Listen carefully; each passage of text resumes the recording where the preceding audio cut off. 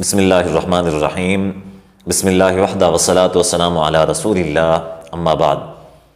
محترم ناظرین، کیا فقہ حنفی کا انکار کرنے سے کوئی شخص کافر ہو جاتا ہے؟ یہی بات حافظ امت صدیق صاحب نے اپنی ایک تقریر میں کہی کہ جو شخص قرآن و حدیث کا انکار کرتا ہے وہ کافر ہو جاتا ہے، لیکن جو شخص فقہ حنفی کا انکار کرتا ہے وہ کافر نہیں ہوتا۔ تو مولانا عمر صدیق صاحب کی یہ بات ایک دیوبندی مولوی کو پسند نہیں آئی کہ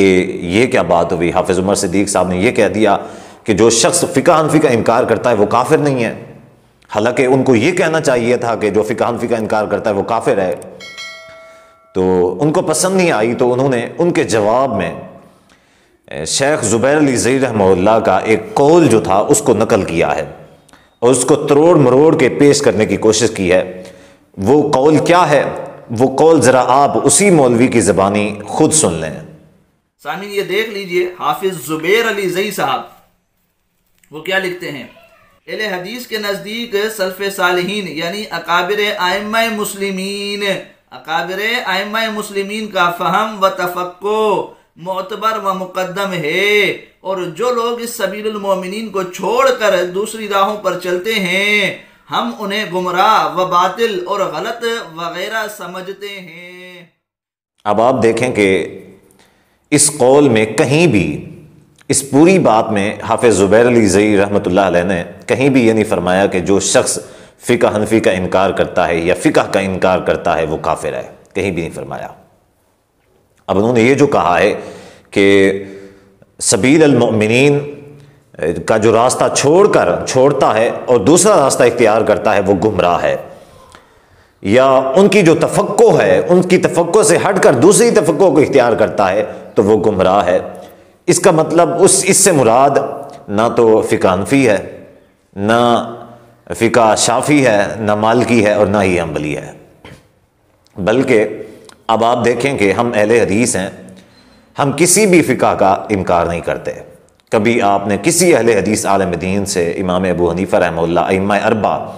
یا پھر ان کی فقہات جو ہیں ان میں سے کسی ایک فقہ کے بارے میں کوئی غلط کامنٹ سنے ہوں، کوئی غلط تبصرہ سنا ہو، آپ نے نہیں سنا ہوگا۔ بلکہ ہمارا اہل حدیث کا جو ذاتی ہمارا مذہب ہے وہ ہمارا مذہب یہی ہے، ہم کہتے ہیں کہ قرآن و حدیث کو ان کی تفقہ کے ساتھ سمجھنا، لیکن ہم تقلید نہیں کرتے۔ یعنی کہ تفقہ لینا ایک اور بات ہے اور تقلید کرنا ایک اور بات ہوتی ہے۔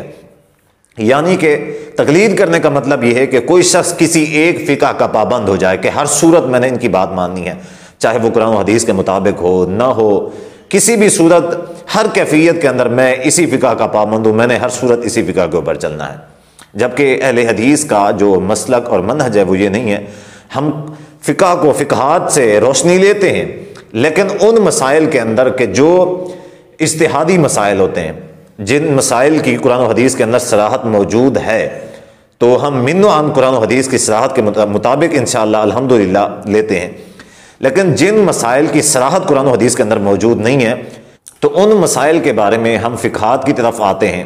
جو ائمہ ہیں، ائمہ اربع ہیں یا باقی ائمہ ہیں یا بڑے بڑے علماء مجتہدین محدثین گزرے ہیں، سلف ہیں، تو ان کا اس حوالے سے فتاوی جات کو پڑھتے ہیں، ان کے مسائل، ان کے اقوالات اور ان کی تفقہ کو پڑھتے ہیں۔ جو مسئلہ ہمیں زیادہ قرآن و حدیث سے اقرب یا راجح معلوم ہوتا ہے اسی مسئلے کو ہم اخذ کر لیتے ہیں۔ تو ہم کبھی بھی اس تفقہ کا یا سبیل المؤمنین، اصل میں سبیل المؤمنین جو ہے وہ ہے ہی ہمارا، یہ تو سبیل المؤمنین پہ ہیں ہی نہیں، جو مقلدین ہیں وہ سبیل المؤمنین پہ ہیں ہی نہیں۔ اب اگر وہ کہتے ہیں کہ ہم سبیل المؤمنین پہ ہیں تو جو فقہ حنفی کا ماننے والا ہے وہ تو امام ابو حنیفہ رحمہ اللہ کو مان رہا ہے، امام شافعی رحمہ اللہ کو نہیں مان رہا، تو اس کا مطلب یہ ہوا کہ وہ یہ کہتا ہے کہ امام شافعی رحمہ اللہ نعوذ باللہ گمراہ تھے۔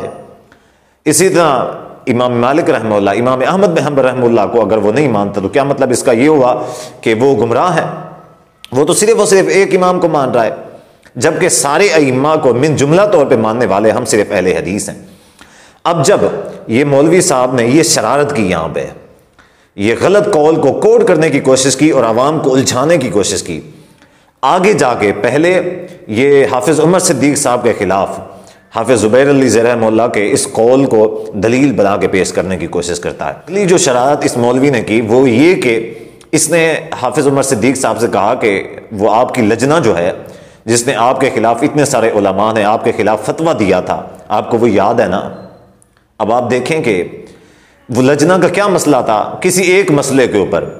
جو لجنۃ العلماء ہے انہوں نے حافظ عمر صدیق صاحب کے خلاف فتویٰ دیا تھا کہ یہ جو حافظ عمر صدیق صاحب کا مسئلہ ہے یہ صحیح نہیں ہے۔ تو ان کو نہ تو انہوں نے کافر کہا تھا، نہ ہی گمراہ کہا تھا، نہ ہی مرتد کہا تھا، نعوذ باللہ من ذالک۔ تو یہ پہلے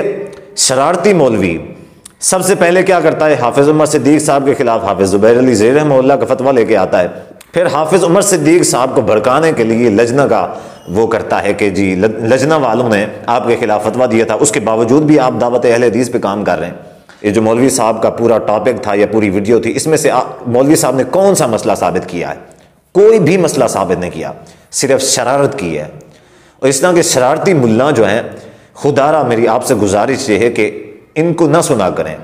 ان کی باتوں میں نہ آیا کریں۔ ان کا مقصد صرف شرارت ہوتا ہے، نہ تو یہ لوگوں کو مسائل بتاتے ہیں، نہ دین کی تبلیغ کرتے ہیں، نہ دین کی طرف رہنمائی کرتے ہیں، صرف اور صرف ٹانگیں اڑاتے رہتے ہیں اور پھر کوشش کرتے ہیں کہ کسی نہ کسی کے بارے میں کوئی موقع مل جائے تاکہ شرارت کی جائے۔ تو بہرحال اللہ تعالیٰ سے دعا ہے کہ اللہ تعالیٰ اس شخص کو ہدایت عطا فرمائے۔ وآخر دعوانا الحمدللہ رب العالمین۔